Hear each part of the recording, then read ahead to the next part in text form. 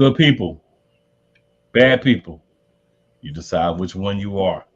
Monday night, y'all know the time, y'all know the place. It is your boy Cool McCain, one half of your Monarchs of Wrestling. And I am joined, as I am every week, by the other half of your wrestling monarchy. And that is my boy Playmaker. Playmaker, what up? What's up? Hope y'all had a good week. Hope y'all had a good weekend. Uh,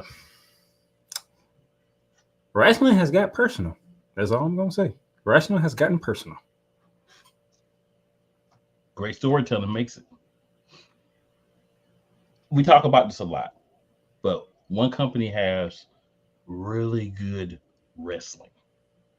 One company has really good storytelling, and then one company is the best mixture of the two.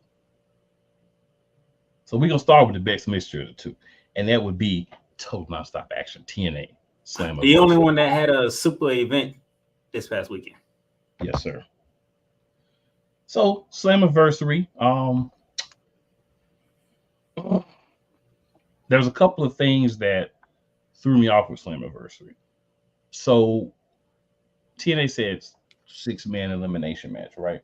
So when you tell me that, I'm thinking you're gonna have it go to where everybody's in the ring, people get pinned, and as they get pinned, they're out, kind of like the elimination chamber without the chamber. But that's not the way TNA went with that. Basically, we got a gauntlet elimination match. Correct, and it wasn't communicated as that, or if it was, I missed it. Either way, so that kind of changed the expectations for the match, because had I realized that, I would have made different choices just based on the fact of when people would possibly enter. So I'm starting to watch the match, and I see Moose as one of the first two guys. I'm like, yep, he won't have this championship after this, because you're not going the distance in a elimination match. This a gauntlet elimination match, right? So it is what it is. I mean, I don't even know why we're calling it a gauntlet elimination. It's pretty much a gauntlet. Yeah, this is a gauntlet match, but it pretty much changed how things went, because it all depended on when people came out. And the two guys that I expected to win were out a little bit earlier in that. But my co-host correctly predicted Mr. Nemeth as the winner. So to make a long story short, go through the match. Moose gets eliminated earlier. Josh Alexander turns heel during the match by giving a low blow to one Joe Hendry. So now we know what feud Joe Hendry is going to be sliding into, and Josh Alexander. That was unexpected, but not too much of a surprise. It's not really a lot to say 100% about it, just the way it played out. Everything in those matches is who comes out last. Excuse me. So that's usually how it goes. Yeah. So without knowing the order ahead of time and everything, it was a bit of a shock. But Nick Nemeth is your new TNA World Heavyweight Champion. Shout out to him for getting that. He also has in 2024 won a AAA championship and a New Japan Pro Wrestling Championship. So he's had a couple of pieces of gold here in 2024. So shout out to Nick Nemeth. I like him. I think should have got a lot more shine in WWE. I think the big thing with WWE was we need this guy to be 10-time champion, this guy to be 13-time champion, this guy to be X amount time champion for a good portion of when the former Dolph Ziggler was really kind of in the prime. And he had several times where he left and came back. They had a chance to kind of re-energize him, but they just never did. So TNA seems to be using him better. So happy for him. He's been placed as a primetime player, no pun intended, since he got there. So glad he was able to win a championship. I think Moose had a good run. This took that element of having the group around you out of the match, which essentially was what did Moose in, because they couldn't come out and help him win 4 matches. So well done, TNA. Good way to take the championship in a different direction. Nemeth just said when he got there, he wanted a championship. So he's been able to put that dream, and he had some people come out celebrating with him, like a low budget WrestleMania celebration with Cody. But hey, whatever works is whatever works. Yes, I did. Take a quick second. I want to shout out Real Wise Radio, where we are now streaming live. So all you good people that are listening to your Monarchs over on Real Wise Radio, we appreciate you. We appreciate you taking your time to listen to this wonderful show. And also, remember to go to YouTube, type in @RealPlayCallers, and hit that like, subscribe, and share button so that your boys can grow what we're doing here and give more people the opportunity to watch with us, listen to what we're doing. And also, that is a place where you can, like our guy Damien every week, and a couple other people kind of throw in and give us your thoughts on what we're talking about. All right, so back to TNA. So not only did the system lose the World Heavyweight Championship, they also lost the Tag Team Championships to ABC. So Chris Bay and his tag team partner, Ace Austin. They beat 1, 2, 3. the system. So those belts are now gone from the system as well. So as of the end of the pay-per-view, only one person in the system has a championship, and that is Malisha, which is the tag team that Alicia Edwards is part of. They did win their tag team championship match, so they still have their belts. And also Jordynne Grace, as everyone suspected. I don't think anyone would. I think the surprise would have been if she didn't win. Took care of Ash by elegance. So we kind of saw that coming. We also have a new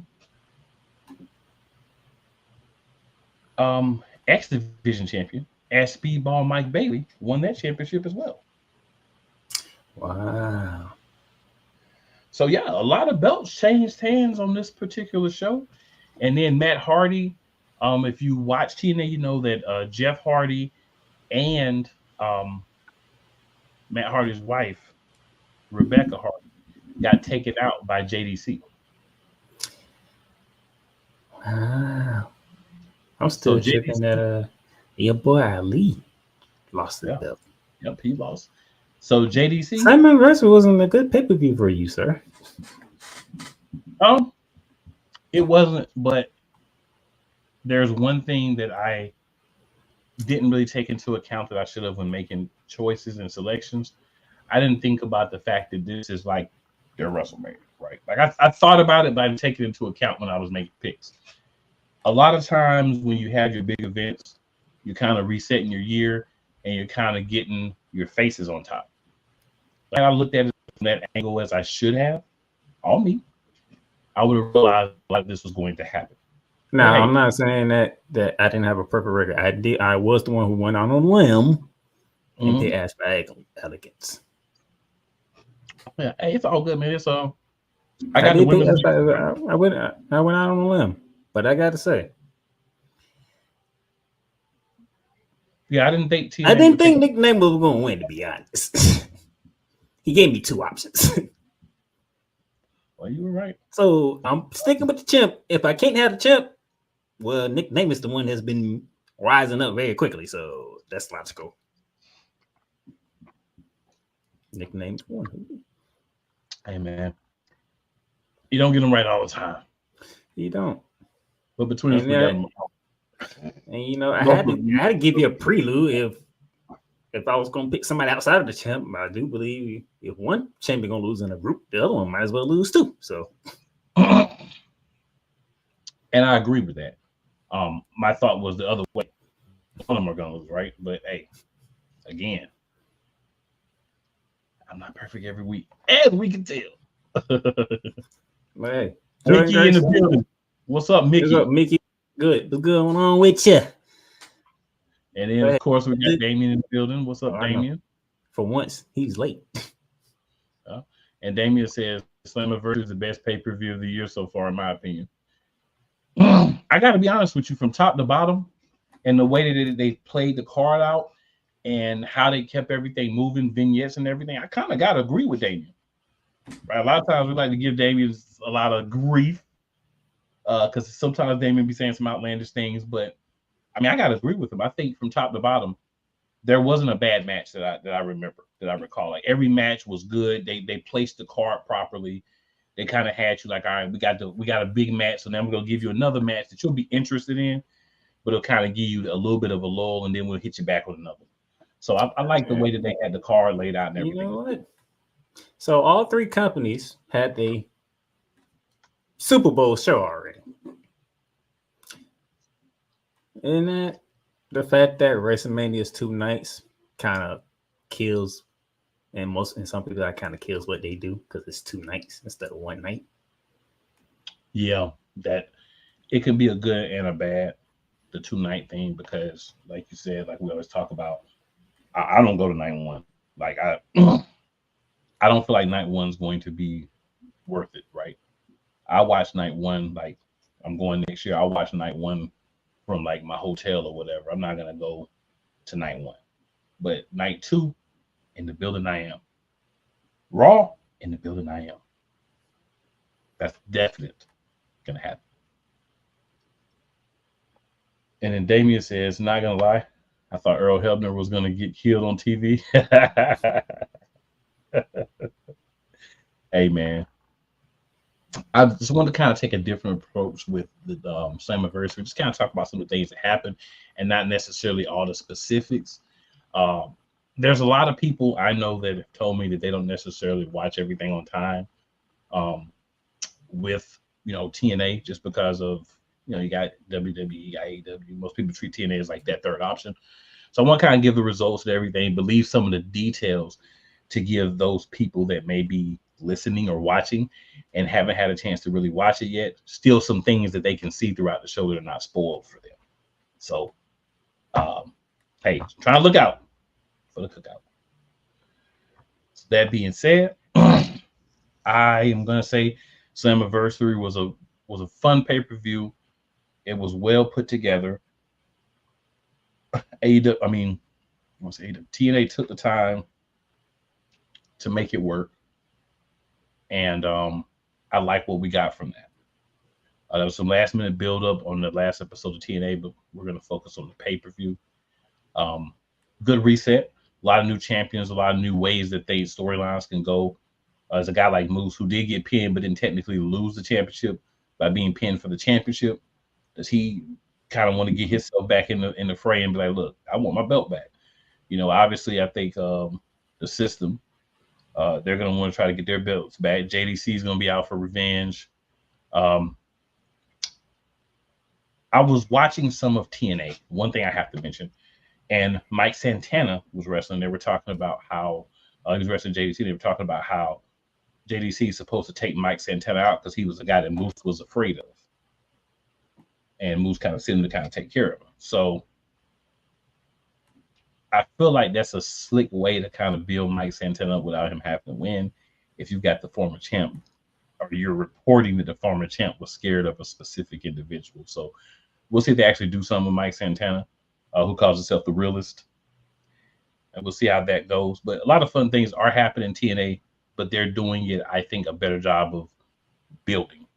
Not as good as WWE, right? But better than AEW. And it shows in the product because you need some of that story building to get people to buy in. You can have a great match, like we're going to talk about here in a minute. You can have an hour-long match. But if you didn't really set it up properly, does it have the same effect as if you set it up properly? We'll get some thoughts on that when we talk about it. Yeah, how long mentioned the ending of it was just absolutely. So Daniel Berry Sports in the building. What's up, Daniel Berry, man? What's up, Daniel? Appreciate you, bro. You always here with us, so big ups to you for that, sir. And if any comments or thoughts you have, everybody who's watching, if you're on Play Calls Sports Talk YouTube or you're on Shady Sports, man, dive into those comments for sure. So we're gonna go ahead and get this first break going, guys. Oh, boy. We're going to AEW next. AEW talk. Yes, sir. I got a headache already. Rams fans all around the world, It's a beautiful thing to be a Rams fan right now. Stafford's back. We will see about Cup. And running back Kyren Williams to return. Lend me your ears, or should I say lend Playmaker your ears, as he breaks down week by week everything in the Los Angeles Rams canon. Number 99, Aaron Donald. Can't wait for 2029 to come to know that you are going in the Hall of Fame, and it should be first ballot, no questions asked. Join the Playmaker as he breaks down everything Los Angeles Rams style in Ramily Talk on the Playmakers Blog Network YouTube channel and where you can find podcasts.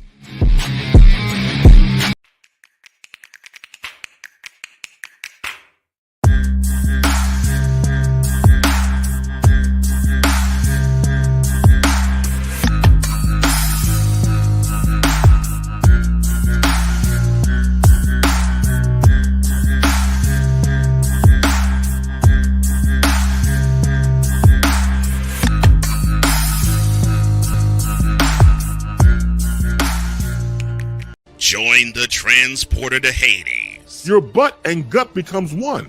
Join the reformer of hooker whores. This is my daughter, Placenta Booty Johnson. Join the bronze god. Whenever you are in distress, take off your baseball cap and throw it in the air. Join your very own superhero of broadcasting, Chris Bass. So whatever color crayon they get, they palm it and do 2 circles, and that translates to I can beat up black people. As he takes you through the week's paces in Baseline. Live every Saturday at 8 a.m. Eastern, 7 a.m. Central, Pacific time zone people, just stay asleep when this is on live and just catch the recording. Oh, I'm sorry. Exclusively on the Chris Bass YouTube channel.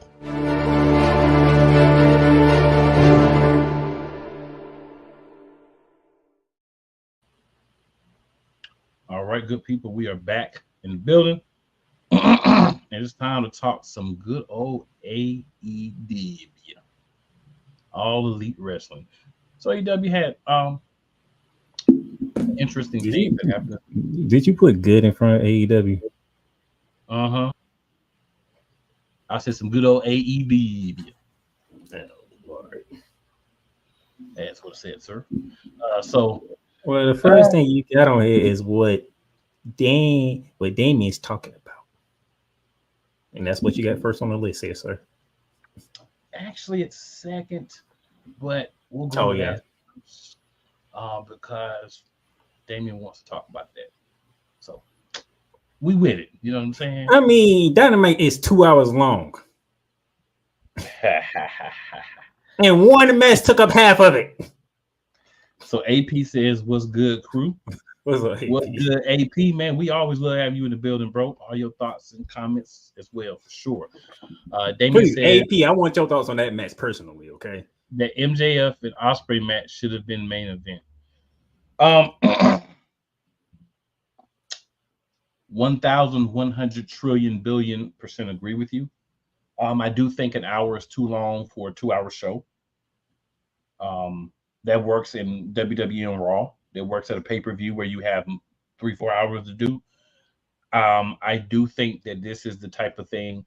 Well, let me back up here. So what's funny is you'll have this match for an hour on regular TV, but you'll put on a 5-hour pay-per-view or premium live event. And putting this on one of them long shows that you be doing, you're going to put it on. I feel you, AP. I feel you. I'm with it. And that's ridiculous. AP don't even want to touch AEW right now. Well, AEW is looking somewhat better. I can't say overall, but certain things are looking better. Again, this was a match that we know that they were going to have a match at some point, right? But and here's my thing here. 100%. We knew we was going to have a match. And we knew most likely the title was going to be on the line. And you put this match on free TV. Y'all pulled a Hulk Hogan and Bill Goldberg.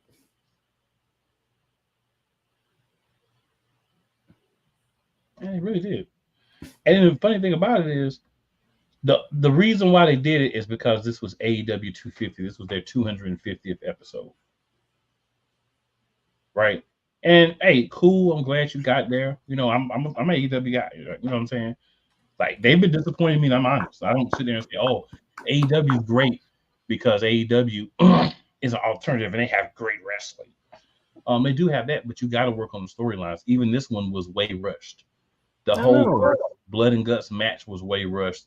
The second Blood and Guts is going to be on the episode of Dynamite this week. These are pay-per-view level things. Y'all are giving it away on regular TV. It is still not making people be like, "Oh, we got to flood the AEW." Like y'all just could have continued the storyline with MJF and Will Ospreay. You got All In coming up, right? And you gave us an hour-long match on a 2-hour Dynamite show.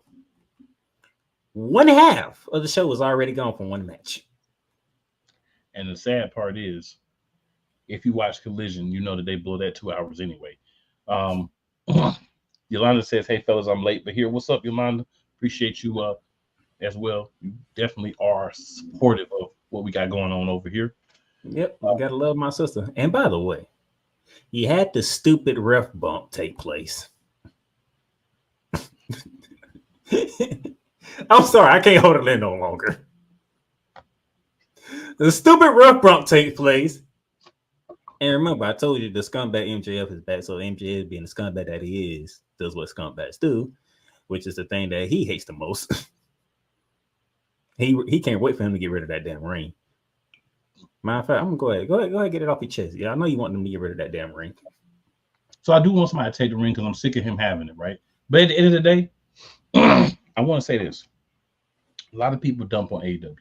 So AEW had an established wrestler and a wrestler that they are establishing in Will Ospreay go an hour. Will Ospreay lost the match, but he didn't lose the match cleanly to a guy that shouldn't beat him. He got hit in the face and illegally lost the match with a Dynamite Diamond ring. But Sami Zayn is going to pin Braun Breaker straight up. No outside interference, no tomfoolery, no trickery, nothing. Just he beats Braun Breaker. Yeah, that's still stirring my craw, and I have a big problem with that. And you're not going to fix it. WWE was a bad move, and you made it. So I know a lot of people want to love on WWE, but AEW gets at least that. They get it. If we're building a guy up and he's going to lose, it's fine. He can lose the championship, but it can't be clean. He can hit the turnbuckle. You know, he could mess around and hurt it and tweak something, and then they get rolled up or something, but not a clean victory. Pretty much what my co-host is saying. On this type of occasion, they didn't have Sami outsmart Braun Breaker for the win. It was the typical finish for a Sami Zayn match. What AEW did was the typical thing what you do with a scumbag MJF. It's called a scumbag for a reason. Right. He lived up to the heel moniker. I'm just saying, I don't have a problem with losses, but when I know you just want somebody up. You want a Braun Breaker to get outsmarted. That's what you want. Yeah, make it make sense for the loss. Don't just he's gonna lose just because. And WWE did that, and now you're gonna try to do a bunch of stuff to get around that. You know, you got reports going out. They wanted to wait until SummerSlam for Braun Breaker to win. I mean, that may or may not be true. I don't really care if it is or not, right? That was still dumb. And that's not the only thing. It's gonna be a triple threat match. Yeah. And guess what? He ain't gonna pin Sami to win it. Of course not, man, because clearly Sami is better than him, right? That's what WWE wants. Because the main person that's getting remember, we ain't get AEW. We ain't get WWE yet. Let's get back to AEW. So yes, an hour-long match. MJF stole the international championship from Will Ospreay. So there was an hour-long match. So if this match was an hour long, I'm pretty sure that was the first part of the freaking show because it didn't make it. That was the first hour of the show. Yes. So that leads into everything else, which means, co-hosts, we know that the world champions are part of Team AEW. Mm-hmm. Who did he recruit to join him on Team AEW? So You've got the world champion. You've got the Ring of Honor world champion, Mark Briscoe. You had the Acclaim that begged to be part of it. And then you had Darby Allin. So when I'm doing my mathematicals here, I'm getting 5. On team, on the other team, I only see 4. Hold on. You said Ring of Honor champion, Briscoe. Mark Briscoe. Okay, so you got two world champions. Okay. Something new. Okay, something new. Make it a little intriguing. How does work with 2 main champions teaming together? Makes it a little interesting. You got the Acclaim. Who has the Acclaim. People love the Acclaim, and you want in this type of match, you do want a tag team a part of your team. So okay. We with that. Who's that last person you said? Darby Allin. And y'all want to know why I said when he said we going to AEW next, and I said I'm getting a headache before the commercial break started. Why is Darby Allin in this match again? I was getting to. I don't think he's needed because if you look at the other team, as far as I am aware of, you've got the Young Bucks, you've got their fellow elite mate, and then Hangman Adam Page. You've got 4 people over there. Okada ain't with them. Okada, yeah.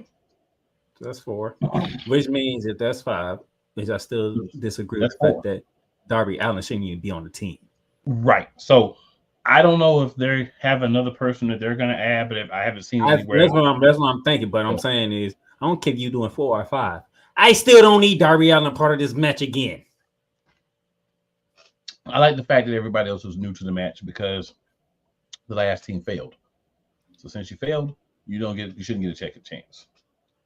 Now I want to take a second here outside of what we have here to just say Darby Allin made some comments that Swerve Strickland is not his leader and that he pinned him in a coffin match and blah, blah, blah. Let me tell you something, Darby Allin. He's the leader of the locker room. Darby Allin, shut up. You're not even there enough to be the leader of the locker room.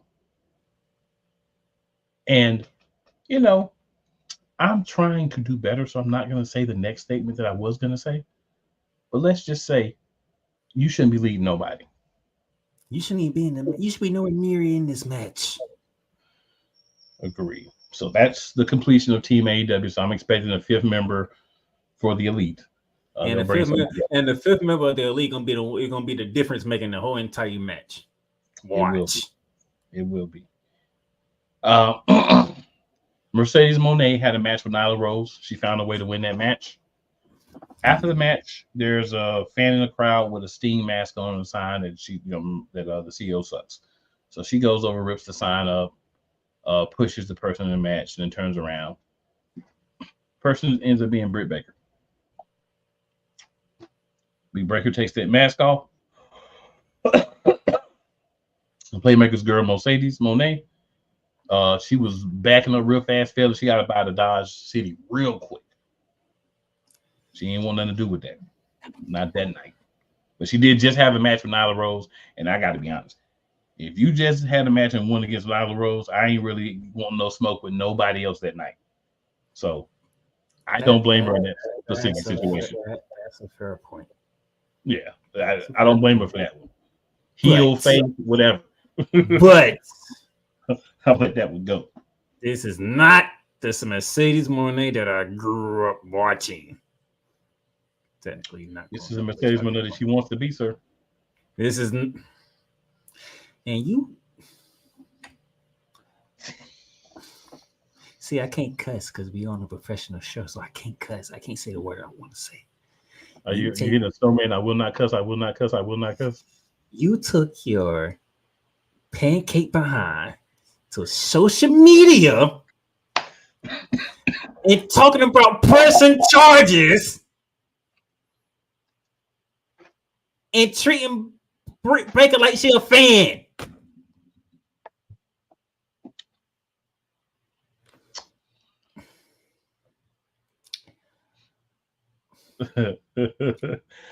Now I'm gonna be clear and honest.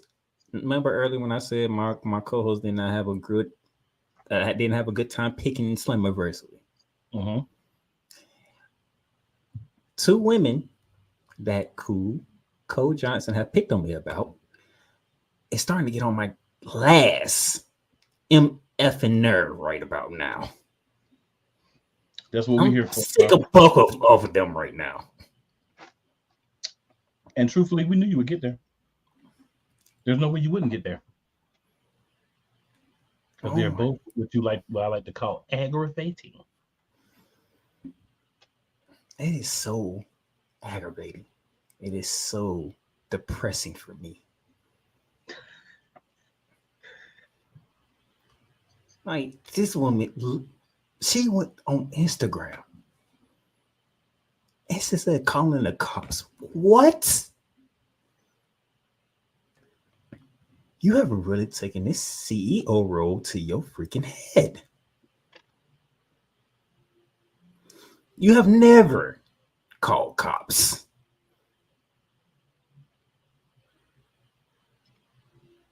Even when you was beefing with the big behind Nia Jax, you still wanted the smoke. Am I lying? That's not. So what you're referring to is not the CEO Mercedes Monet. You're referring to one of her previous personalities. So that's where I think the digression goes. Yeah, when you was in New Japan, you wanted to smoke with everybody. And this is why when she came out doing the CEO thing and twerking that flat behind, I was like, no.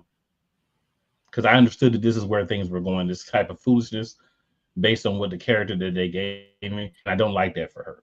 I think it devalues her as a wrestler. It devalues her as a character. And it devalues her as a person. And she could do better. See, when you was the boss, if you want to step up, you get done up.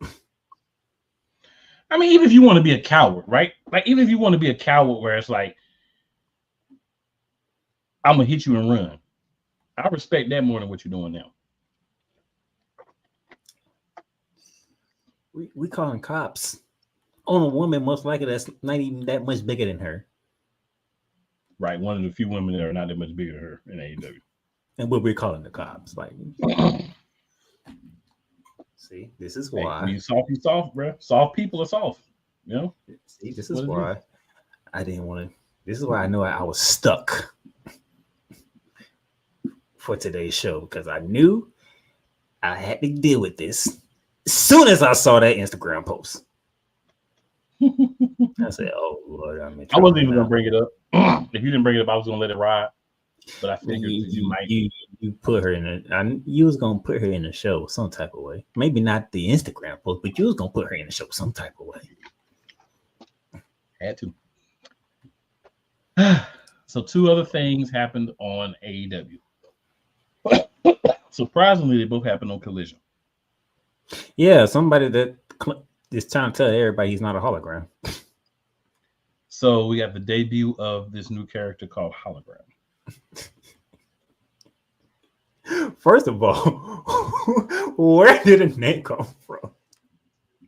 Who idea was it for this name? It had to be Tony Khan. Had to be. Because he literally, the dude acting like, I'm not a hologram. Which tells you it was a bad name from the start. So he won the match. We're going to see where they go with the character. But really, when he's about the match, it's the fact his name is Hologram. Yes.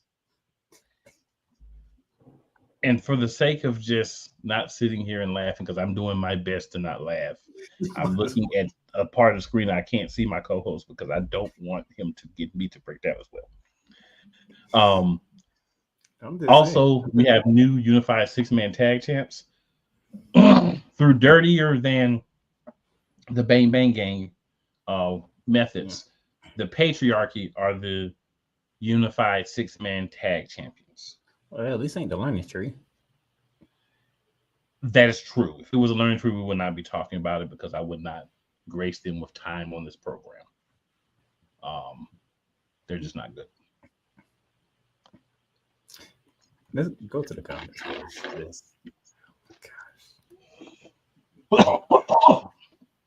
AEW something else, boy. They definitely are. All right.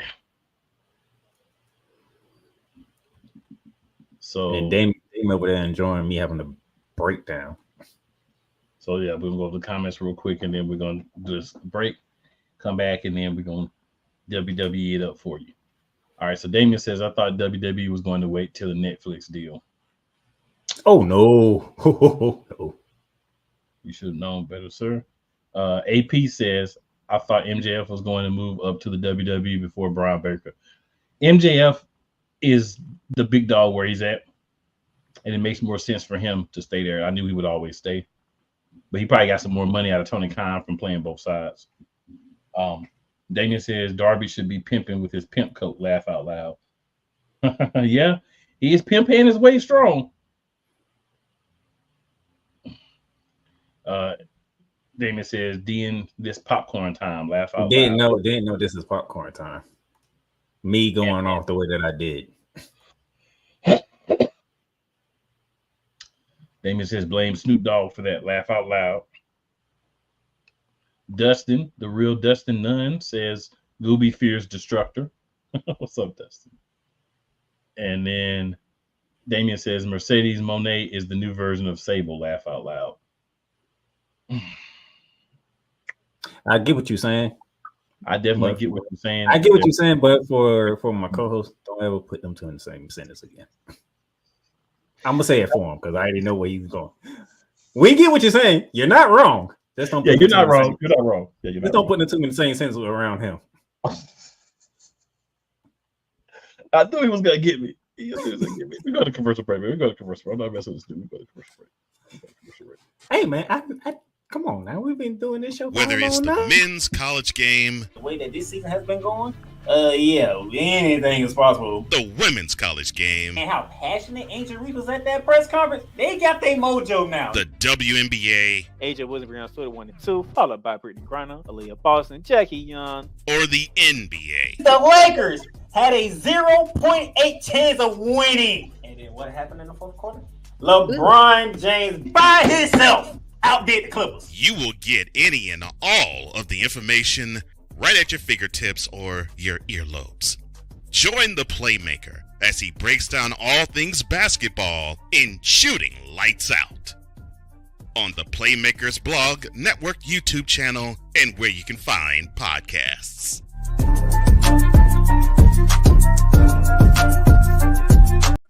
Drew Willingham. In this case, yeah, you put the blame on Kyle Shanahan for apparently not preparing the team enough for the overtime rules, supposedly.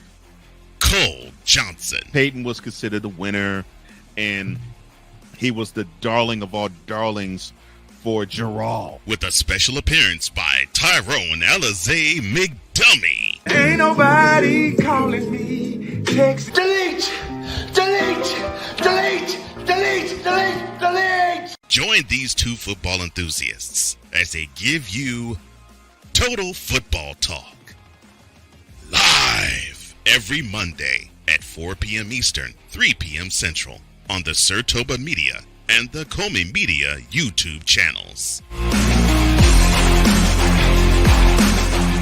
Join Ryan McCarthy. I became a Jets fan because Kermit the Frog was my favorite Muppet because he was green, and the Jets wore green. That's how I became a Jets fan. And Dustin Henry. ESPN is cashing all in on let's pay a few personalities and we'll just kind of fill in the gaps. As they walk you through all of the world of sports from their perspective. The Albany Empire, it's a literal circus. No credentials required. Where, Ryan, say the tag. Where you don't need a press pass to talk sports. Live every Tuesday at 8 p.m. Eastern, 7 p.m. Central on YouTube and where you can find podcasts. Everything Boston. I love you morons. New Kids on the Block, New Edition, dear whatever the law firm is. Sincerely, the U.S. Supreme Court.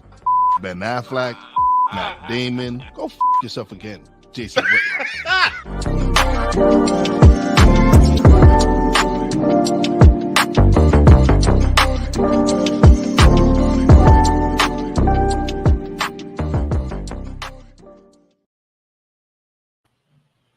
Before you say anything, you better put AP comment right up there.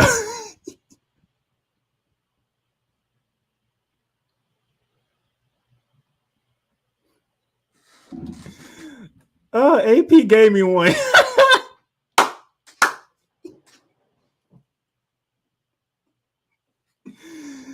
Yes, AP gave me what I wanted. You can't even want it. For those on radio, AP says, remember the hurricane? Watch out. It's the hologram. I got to get that out of the way for you before we get to Chris, because Chris was very serious. And then Damien says, hologram is worse than Shorty G. Laugh out loud. Oh my gosh. That's bad when you got your first thing to do is go on social media and that is to defend your name. That tells you it's a bad name. Oh my gosh. But yes, I'm pretty sure that you watched this match with Sky Blue. Did it look as it sounds from what Chris is saying? So I'll say this. So Chris was saying speedy recovery to Sky Blue, who suffered a broken ankle against Hikaru Shida on Collision on Saturday. So I'll put it like this. When you're in the matches, the adrenaline's going, everything, you could tell that she was injured. And then may have, made some changes to the outcome of the match to get it over with. But you never can really tell during the matches the extent of the injury. But I do agree with Chris. Definitely, speedy recovery to her. If you guys notice, unless someone brings it up, we don't talk about injuries too much. And that's purposefully. There are a lot of injuries.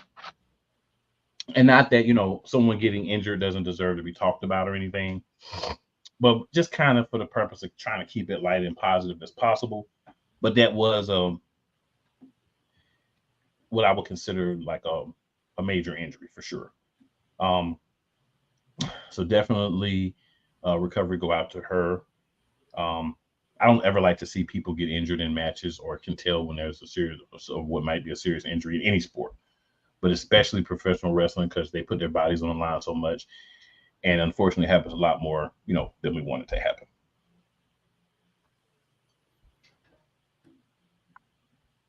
Damien, I'm not even going. Nope, nope, not doing it. I already got my laugh out. Not doing Damien says hologram equals glacier. I'm pretty sure my co-host, if he could, he would slap Tony Khan right about now for that. When we talk about Tony Khan and his nose powder, this kind of stuff we talking about. Hologram. All right. Before I dive in, I want to give my co-host the opportunity to talk about two men.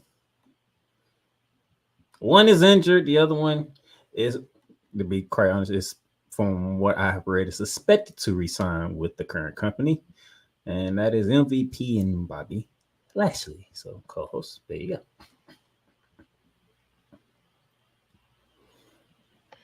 go. So,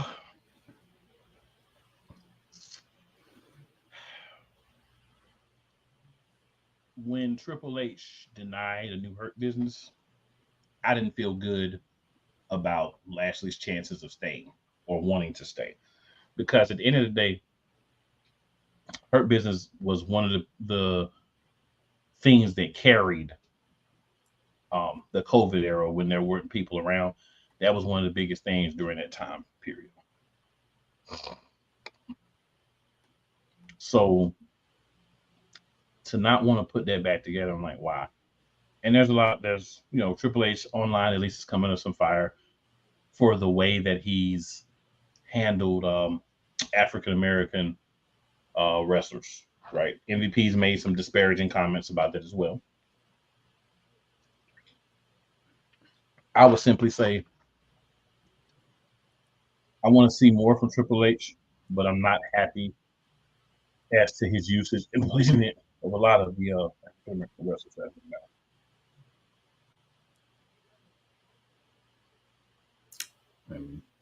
We shall see going forward, but there are rumors out there that Bobby Lashley could possibly resign with WWE, and there are some out there saying he's going to AEW. We shall see where this goes. I believe MVP is actually injured, if I remember correctly. I don't even know how he got injured because they don't even wrestle. I'm gonna tell you this though. If Bobby Lashley goes to AEW, that's a landscape changer for AEW. That's if they use him correctly. I don't think they would bring him in and not use him correctly because I don't think he would go if he didn't have certain things in his contract. But we shall see. Stories on both sides. That's all I'm saying. Stories on both sides. We'll see what actually comes out. Chris LeClaire says Aramis hologram. And then AP says, here we go, another WWE star, Bobby going to go to AEW, shaking my head. There's another place he could go. He could go to TNA, hang out there for a year or two, be the top dog walking in the door as well. So there's always that option. Or he could just take a year off and chill. He could. I mean, he in his 40s, so he ain't like he a spring chicken. Yeah, he could take him a year off and then decide where he want to go or take 6 months off or whatever, you know. So he's got some options, for sure.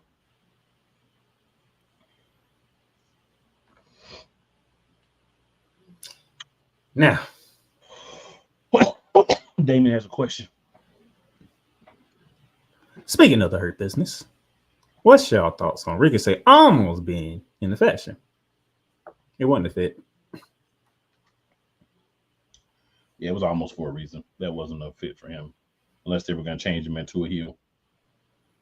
I can't see Ricochet being a heel anyway. He need to be one, but I agree. The reason why I say I can't see him being a heel because, like, me talking about the highlight of any show he's on, and people going to enjoy that. They're not going to boo him. The only way they boo him if he stopped jumping off every damn thing, and then if he stopped doing that, he ain't what everybody want to see.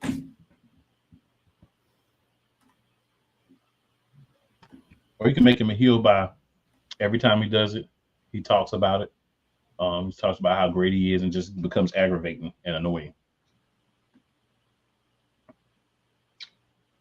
All right. Now, the week inside of World Wrestling Entertainment. I call it personal week because I don't think my co-host saw this coming because I didn't see it coming. But we got very personal from Monday through Friday.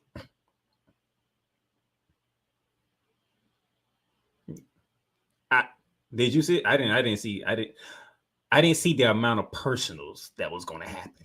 I didn't see the amount of it. So I would agree. I didn't see the amount, but I would say that it makes sense storyline wise. Because the one thing that WWE does better than anybody else is the storylines. So when you kind of take a little reality and you bust it in, it makes for a better program. I think that's what we're getting with WWE right now. Now, before we get to AP, because pretty much you're on the right trail there, AP. My co-host was right. So we finally got the rights to actually show their attentions with Pat McAfee as they had the show and dropped off a freaking box in the Thunderdome.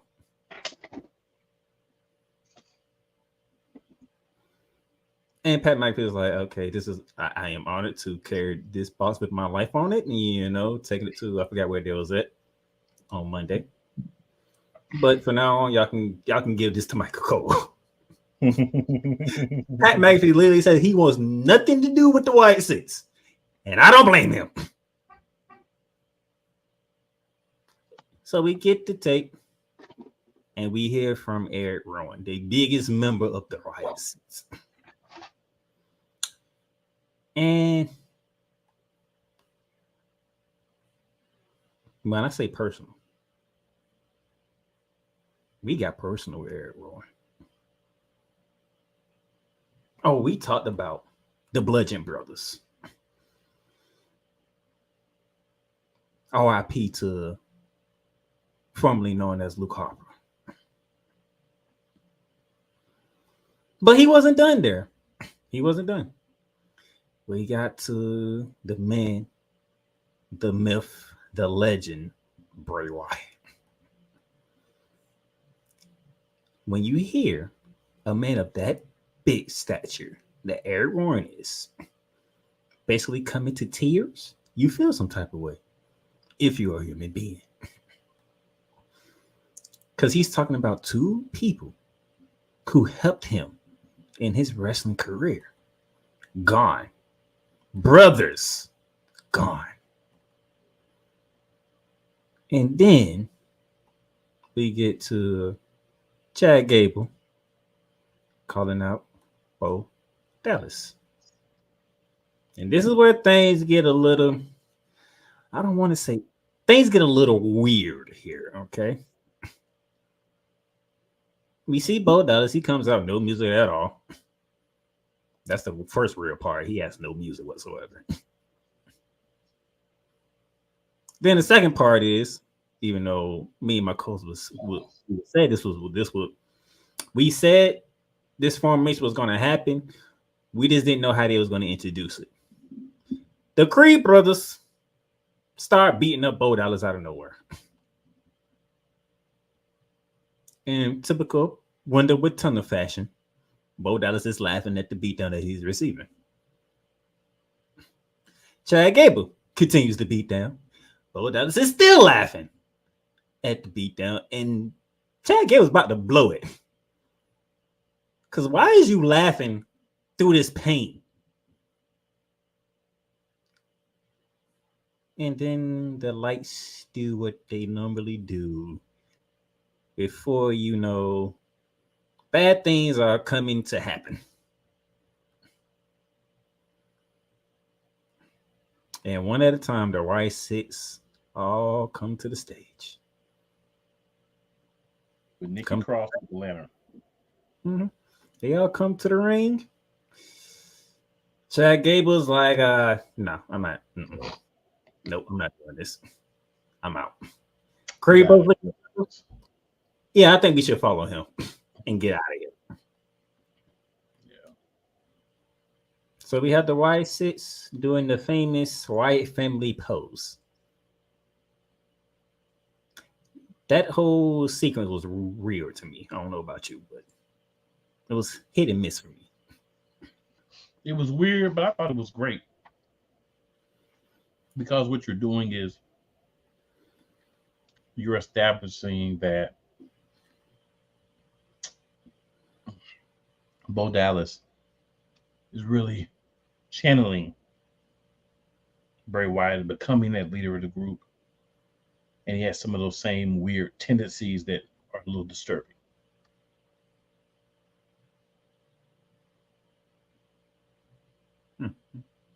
Yeah. But, I mean, did we have to beat him up first? Like, You got to show the large threshold for pain.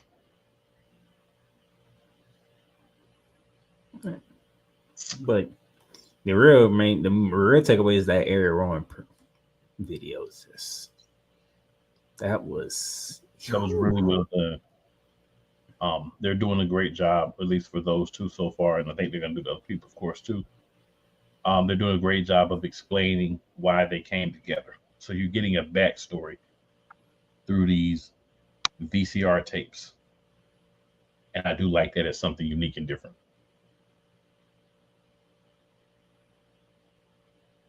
It's very interesting. Now that gets me to think. First of all, I have never heard Dexter Lumis even speak, so I'm interested in seeing what they do with that video. I never heard the man speak since he been in WWE. Have you? I think I heard him speak like once or twice in NXT. So I'm curious on that part. The other guy I can't remember. I can't never remember his name. Joe Gacy. Joe Gacy. Don't know story about Joe Gacy, if I'm being completely honest. So that's something I'm looking forward to. Insane. But when it gets to Nikki Cross, I'm looking forward to that one. That's gonna be something. Oh, it's cool to hear Nikki Cross story. That's gonna be interesting. Also, Braun Strowman said he feels the pull, but he's trying to fight it. Oh Lord. Oh no. He doesn't want to reopen that part of him. Oh boy. If Braun Strowman is that final number,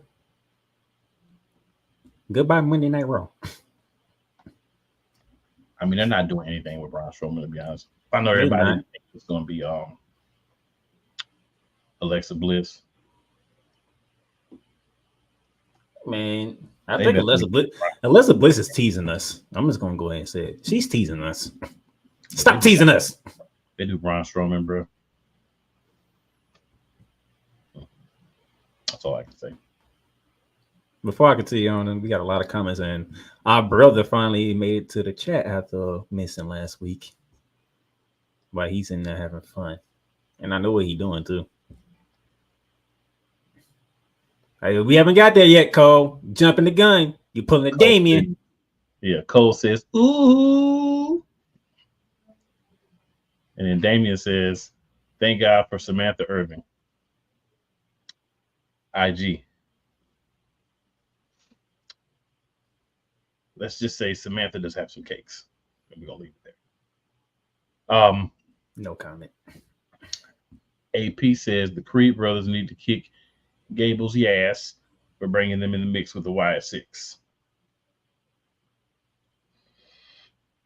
I don't even know if Chad Gable actually brought them into it. I think they chose to get involved.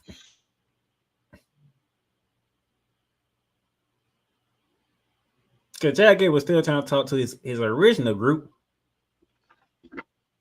which I could get into that, but I don't want to. Or is that just subterfuge? Like I said, I could get into it, but I don't want to. Yeah. Cole says, poor Dom getting the door slammed in his face by Rhea twice. See? Cole Johnson jumping the gun. Stop jumping the gun. We ain't got there. Yeah, we're going to stop at that one because anymore it'll just be habitual gun jumping. Carry on, my good peoples. Oh, no. You got AP. You got AP coming right there.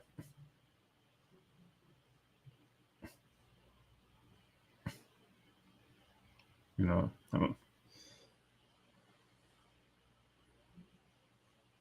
so you know someone is crazy when they're getting a butt kick and laughing about it. That worked with Bray Wyatt too. That's very true. Yeah. And Ray Wyatt could kick your butt too at the same time, so makes it even more strange. Mm-hmm. Very factual. Damien's question, I don't know if you see it or not. So why only question about, probably trying to say my only question about the Wyatt Six is when they wrestle in a match, will they fight with their mask, with their masks?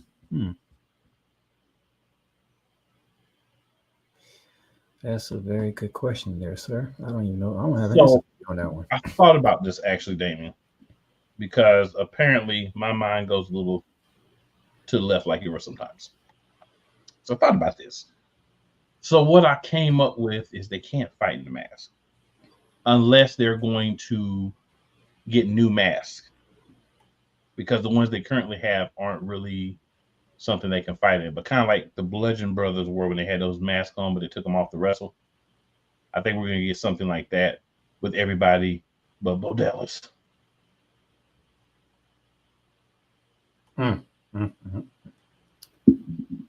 Now, Mr. Cole Johnson, you can have your fun. Because the love triangle featuring Dom, Rhea, and Liv. I'm being nice to Dom today. continues to rage on. Yes, it does. Mami opens up Monday Night Raw to a reconciliation. And then the Dirty Dom comes out. Full Eddie Guerrero style, by the way. He had the freaking rose in his hand. He had the... We are rehashing Eddie Guerrero and China here. If y'all paying attention.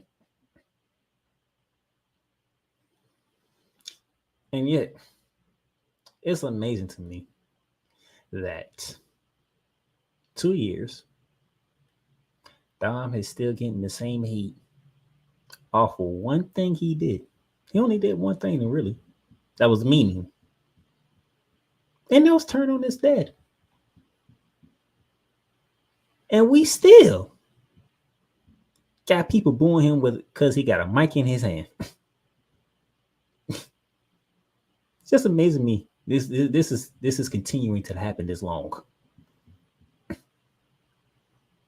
As Cole so eloquently put, Mami, boo. Then he says, Mamacita, boo.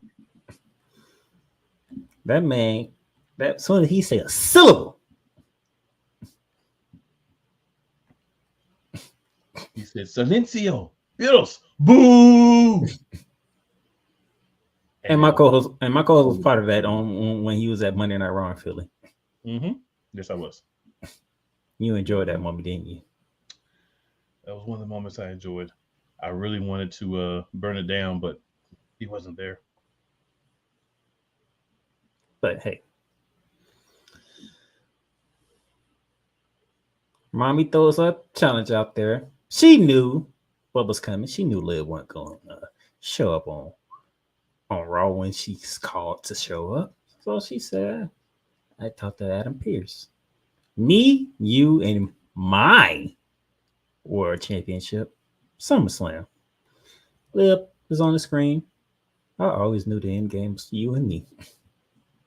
So yes, you can have your match at SummerSlam. Because I'm going to defeat you. So now we can add Liv Morgan, officially add Liv Morgan versus Rhea Ripley to the SummerSlam card. Now, this is where things get a little interesting here.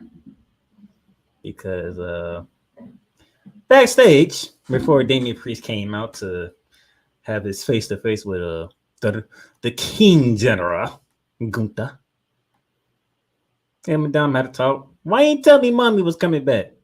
Damien Priest looked at him like, why you lied to me all these damn weeks? Dom couldn't say nothing then.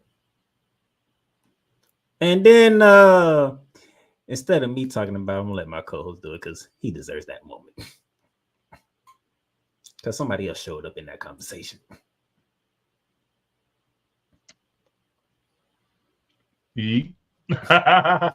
So my boy Jay Uso pops in and basically asks if Mami's single, and Damien Priest is basically like, hey, you never know.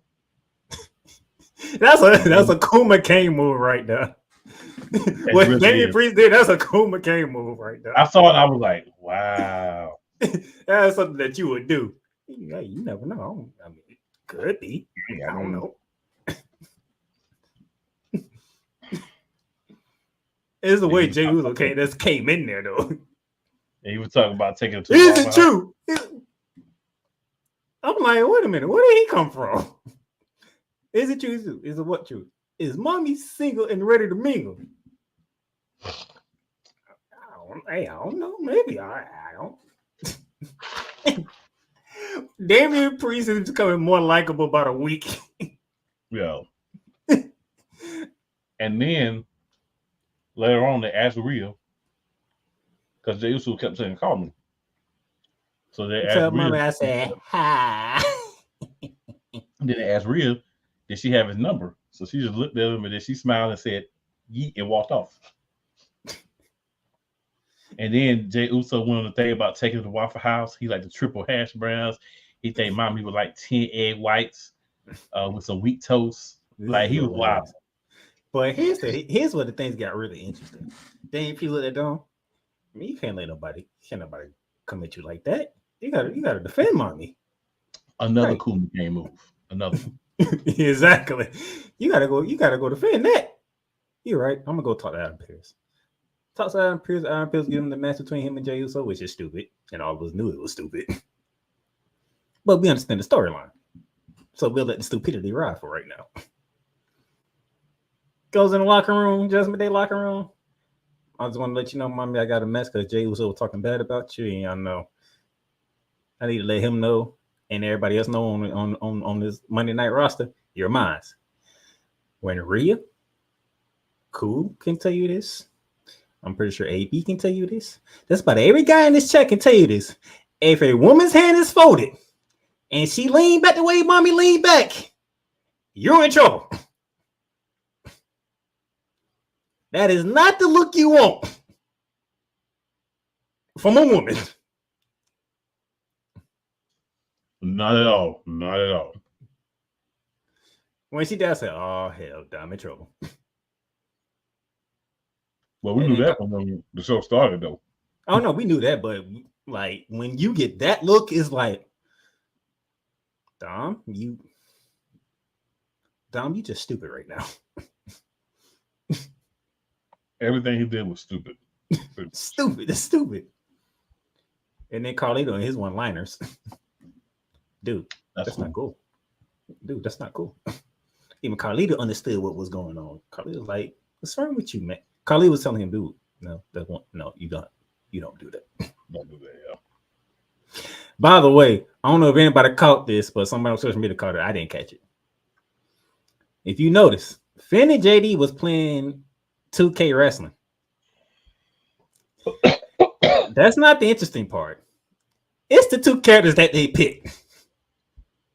Those of you who don't know who they picked, I believe one of them was Rhea Ripley and the other one was Liv Morgan. That's all. You two a-holes.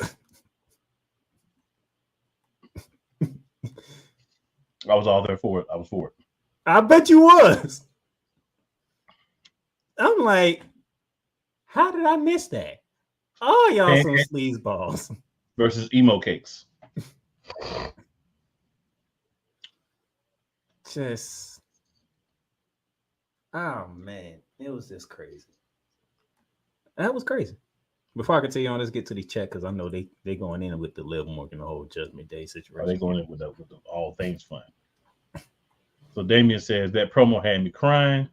Shoot, I'm pretty sure a lot of people was crying on that Eric Roman promo. Yep. Bo gave me Joker vibes when he laughed while getting beat up. Damien says, "Nah, I got Bray Wyatt vibes watching that." I think the Joker was a good one because the stature difference, but it did give me Bray Wyatt vibes too. It kind of gave me a mixture. So AP says, "So in your mind, what three members will face the Creed brothers and Chad?" Not both, the other three. The other three that's not Bo Dallas and Nikki Cross. Uh-huh. The three one that's probably going to destroy them three. Mm-hmm. I concur. Cole says Joe Gacy miss out there. And he is correct. That's a crazy way to put it, but I get it. AP says Nikki Cross is a true man of Halloween. Demon Queen works too, but I agree. She looked like that. She looked like that girl from the movie Ring. I'm like, she like the girl from Carrie. She looked like Carrie too. That's anytime the hair is like that in the white dress. Not good. Not good. Right. Cole says fine playmaker Rhea Ripley. Cake. That's a backstage story that y'all don't know about. And he said Liv Morgan pancake. You should have Cole. You'd have heard me earlier when I talked about Mercedes Monet. Yeah, he said something negative about Monet. I was surprised. AP says Kane was fighting with his mask. Kane has a different kind of mask though. Kane actually talked about it, how it was difficult for him actually to breathe that mask. AP says Jay going to yeet all on Ripley. We all knew who was going to win the match, which Jay did. And he looked there. I don't know if y'all saw it, but I know my co-host saw it, and I saw it. Jay hit that. Call me. I don't know if y'all saw it, but somebody had a smirk on their face. I saw it. I seen the smirk on the face. Damien says justice for Sonya Deville's big forehead. Oh, I'm gonna get to that. When I say personal, they was cooking. They was cooking this past week. They were cooking real good. AP says Carlito with the Judgment Day is confusing. I'm enjoying it. Him and his one-liners, man. They do fit perfectly. Damien says Jay gonna do a shoey with Mami. Laugh out loud.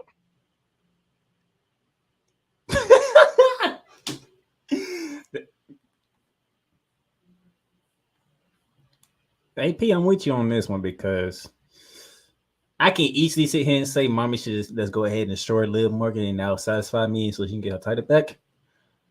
But we are talking WWE and we're talking story, so Triple H can go about 4 different ways with this, and all of them involving Judgment Day, by the way. So pretty much, I'm gonna say this is not gonna be a clean finish. Because if it is a clean finish, Mami's destroying Liv Morgan. Right. Damien says Little Debbie's Cinnamon Rolls hostess. No, versus. He meant to put versus. I don't know. But let's get back to it. Damien Priest and Gunther. This is one of the ones I didn't see to become personal.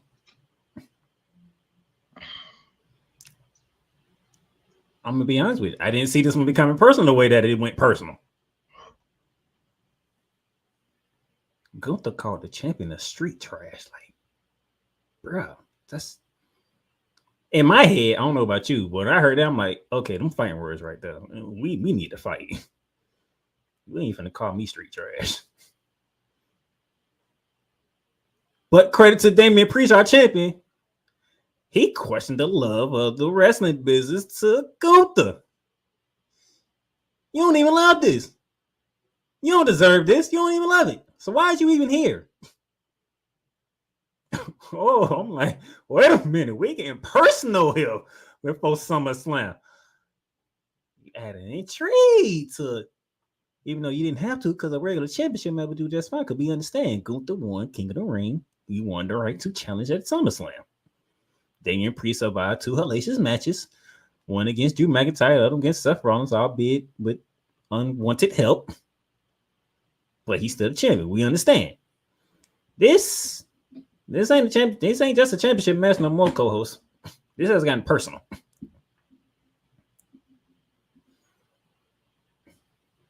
It has. I think this is the best way to go because if you want to make Damien Priest look like he has a chance to win, like the face that they like to make him into, this is the only way to go. But it was great how it was executed. And then, by the way, shout out to, I did not know how Damien Priest and Strowman match was going to go. I was like, damn, why you putting the champion against Strowman like that? That's kind of anticlimactic going into the match for me. Yeah, that's the biggest dude on the roster. And he's been destroying Judgment Day. Braun Strowman being too overzealous, messed himself up. Damien Priest took advantage. Big win for Damien Priest, which he didn't have help this time. Finally, they got the point. Don't come out and help. Big win for Damien Priest. And then, if I remember correctly, the King General and the champ came to blows, which is I love. Yes, and the champ got the best of the ring of the King General. Mm-hmm. Oh man! So we got that personal. And you know what? I'm not gonna touch this. I'm gonna let my co-host touch this because this guy had one job. He only had one job. He would have got what he wanted, but go ahead.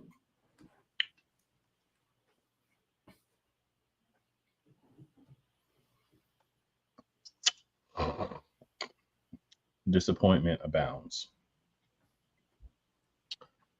That's all I can really say. Disappointment abounds. I'm gonna answer AP's question real quick, but I just gotta keep saying disappointment abounds.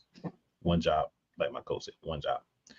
So AP says, just one if Liv wins again clean, what does that mean for Ripley with the Judgment Day? Well, I don't think she's really clean, so I don't see. I get you. I get what you're asking, but I just don't see. Yeah. I don't see a clean finishing happening. I agree. I don't get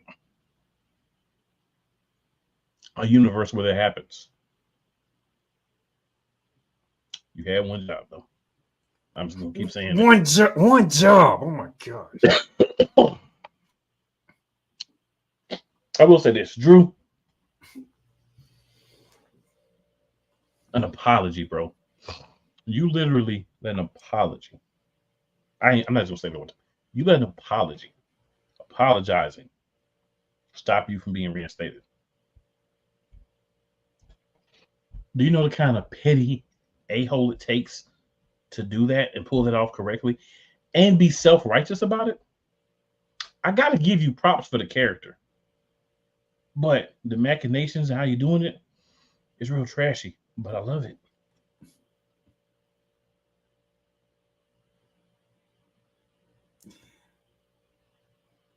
Adam Pearce just asked you to apologize to the two officials that you had no business putting your hands on at Money in the Bank. He said, if you apologize, you get what you want. You get CM Punk at SummerSlam. But guess what? You want to be CM Punk, and you're not.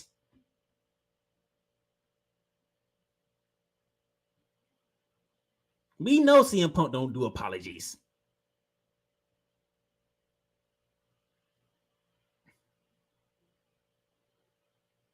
You say you want to be better than CM Punk. Why is you acting like CM Punk?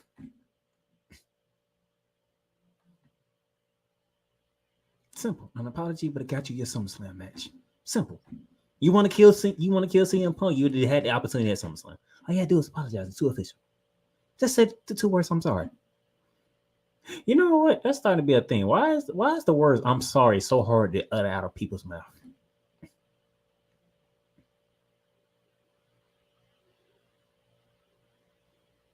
For some reason, it's like accountability. It's a hard thing to accept. All you had to do is be accountable for your actions. CM Punk tried to apologize to Seth Rollins, but him and Seth Rollins has history, so he can't really do it. And Seth Rollins let him know, well, guess what? I'm gonna flip your words on you. Your actions have consequences. So at some point down the line, Seth Rollins is gonna get his receipt. Just keep it a buck. See, Seth Rollins understands who he's dealing with. Yep. He does. Those officials just wanted to get you from causing chaos on a post show.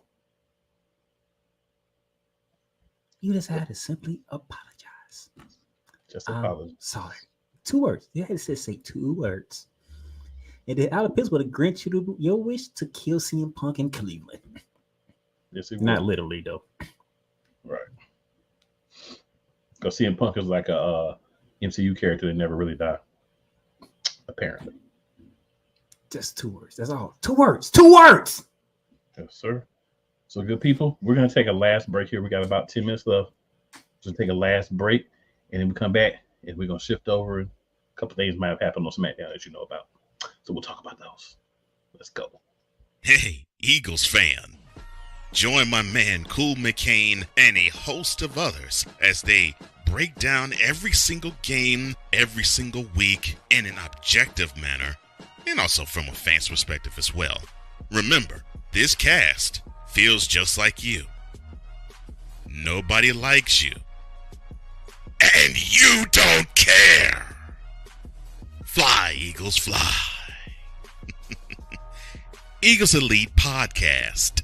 Every Wednesday at 8:30 p.m. Eastern on YouTube and other podcast outlets. Poppy J. You got the option to cry for the government. You got the option to protest. You got the option to keep buying. But this is also an option. Wise El Jefe. We're the first tech geeks. We're the first gamers. We're the first everything. Everything. Like Gen X's, we are the ones. The History Network proudly presents the crew from the New York boroughs who never wants that smoke. Nah, they want that fire. Poppy J and Wise El Jefe. Fridays at 9 p.m. Eastern, 8 p.m. Central. Check your local listings for your viewing and listening pleasure. Whether it's news, the largest egg producer finds bird flu in chickens at a Texas plant, weather, devastating tornadoes rip through the heart of the United States, inspiration, a breast cancer survivor completed the journey of chemotherapy, and now begins a future one of matrimony or sports. Michael Jordan is shown on a photo with Diddy. LeBron James has a video extolling the virtues of a Diddy party. This has been yet another Beating a Dead Horse presentation. We got you covered. BS3 Network proudly presents The Morning Shift with Cole Johnson. Live every weekday morning beginning April 29th at 8 a.m. Eastern, 7 a.m. Central.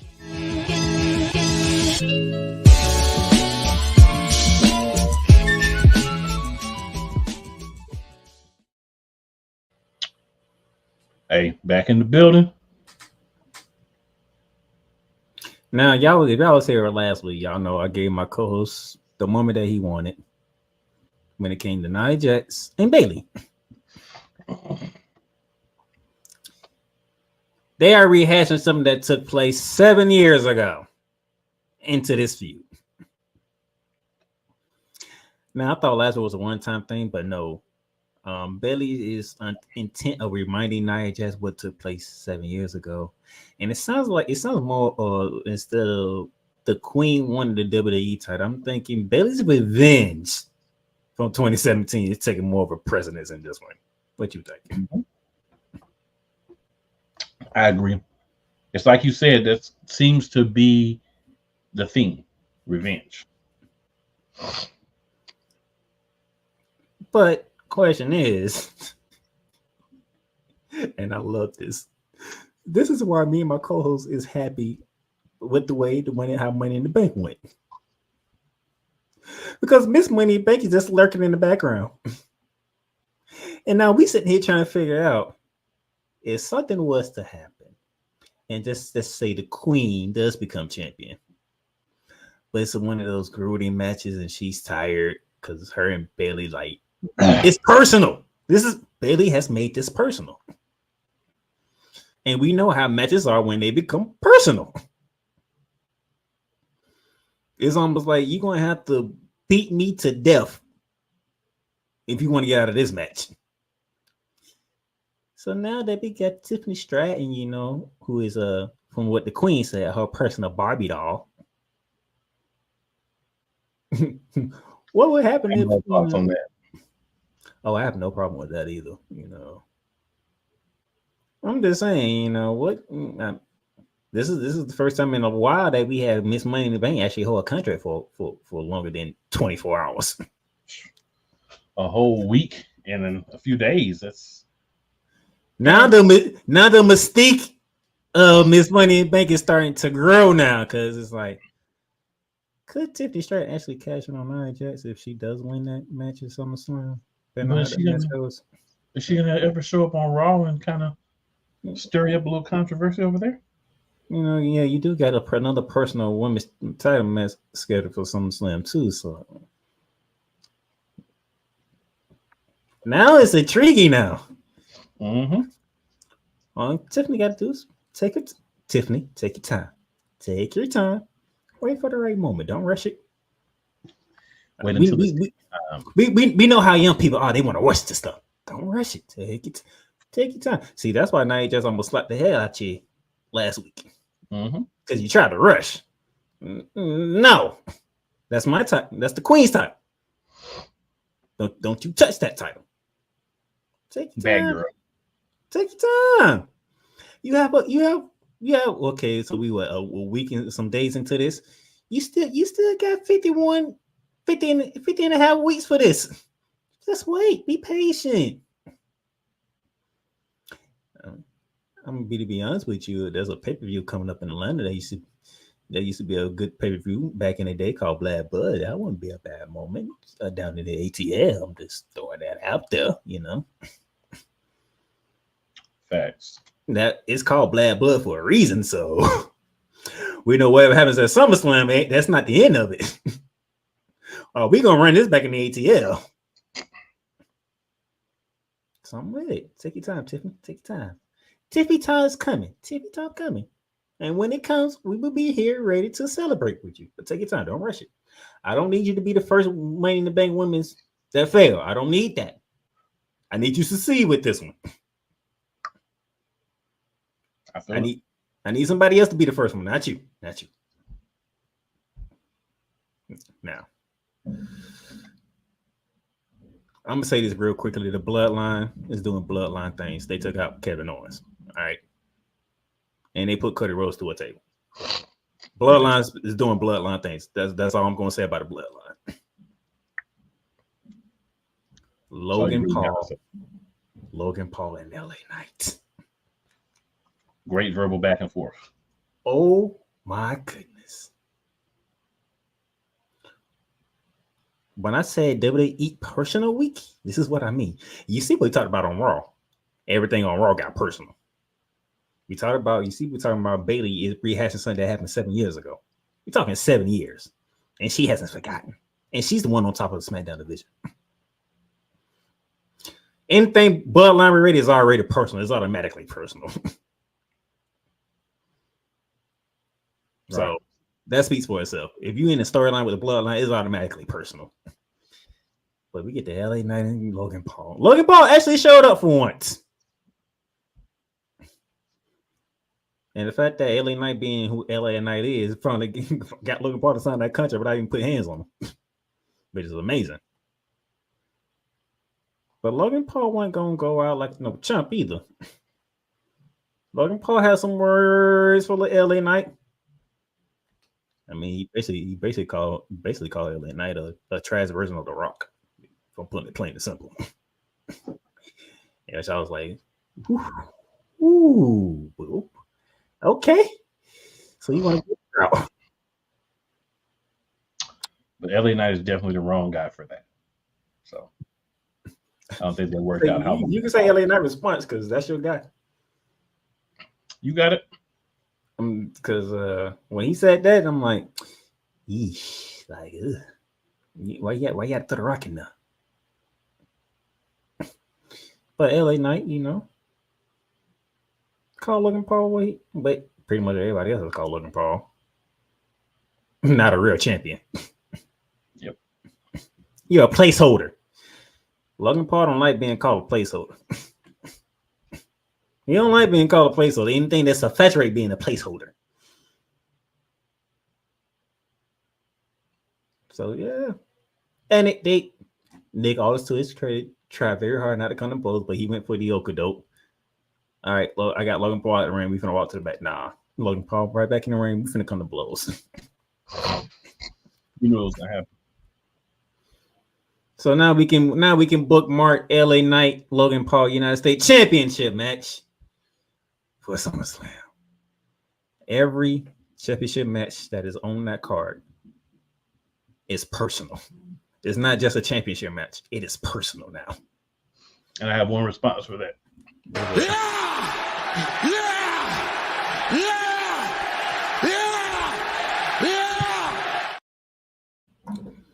So SummerSlam. As the train continues to roll to SummerSlam, we're cutting deep into each other, and we're here for it. We're definitely here for it. A shout out to 502 Angel Radio. And again, you've been listening to us live on Real Wise Radio, either one of the channels. We appreciate everybody tuning in, tapping in, everybody in the comments. Then Damien Tiffany can still cash in the briefcase. It doesn't have to be in good condition. It's the contract. So Tiffany gonna have another. She's gonna have another briefcase on Friday. yeah, she'll have it's Tiffy time case by Friday anyway. But I do want to tell everybody, remember 2 things. Make sure you tell 4 your friends, 4 people you may not like so much. It's never where you start. It's always where you finish. Your boys will be back 6:30 p.m. Eastern next Monday, chopping it up. Y'all know what's happening next Saturday. We're going to be talking about that too. Any last words, Playmaker? Ooh, next Saturday. Oh, yeah, SummerSlam. And I'm going to be all over. Just let y'all know. It doesn't affect Monarchs of Wrestling, but I will be covering the Olympics. So let's get it. All right, good people. We'll see you back next week. It's time for Monday Night Raw. Let's go.